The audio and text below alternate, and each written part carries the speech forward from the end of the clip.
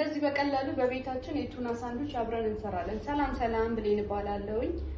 ዛሬ እንግዲህ የምንሰራው የቱና ሳንዱች ነው። የሚያስፈልገን ግብአቶች ቱና፣ የጣሳውን ቱና መጠቀም ትችላላችሁ። ይሄ ደግሞ ኦሊቭ ነው። የጣሳውን በቆሎ፣ የተፈቀፈቀ ካሮት እና የድንብላል ቅጠል እንደዚህ አድቀን ከትፈን ነው የሚያስፈልገን። ሁሉንም አንድ ላይ አብረን እንቀላቅላለን።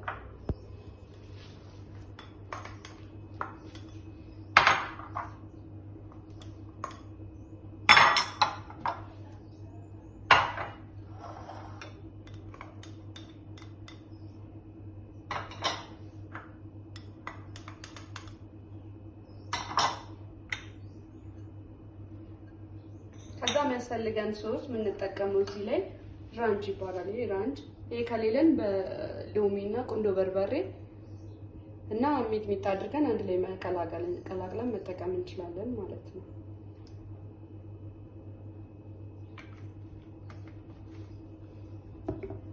ትንሽ አቼቶ አደርግበታለሁ።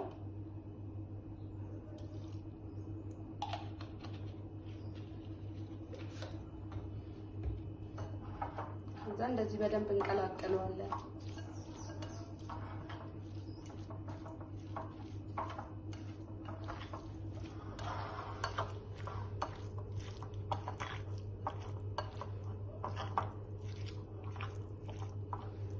እንደዚህ ምርጥ ከሆነልን በኋላ እንደዚህ ከቀላቀልን በኋላ ዳቦአችንን እናዘጋጃለን።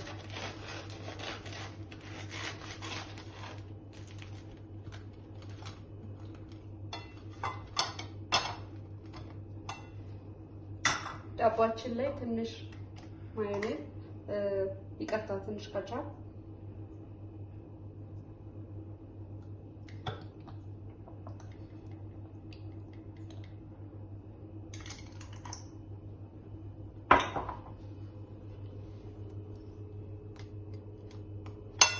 በአንድ ጎን ደግሞ ማዮኔዝ እናደርጋለን።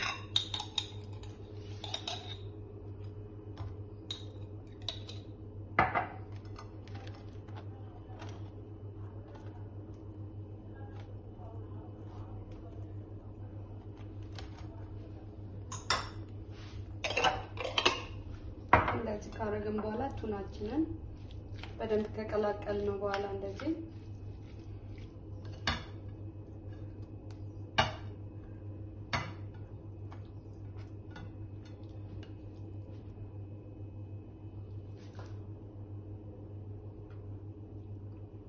ዳቦአችን ላይ እናደርግና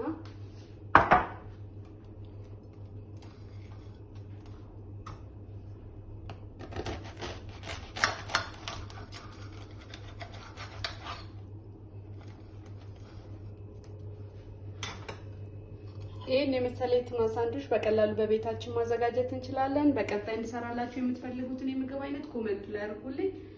ሼር፣ ላይክ፣ ኮሜንት ማድረግ እንዳይረሳ። አመሰግናለሁ። ቻው።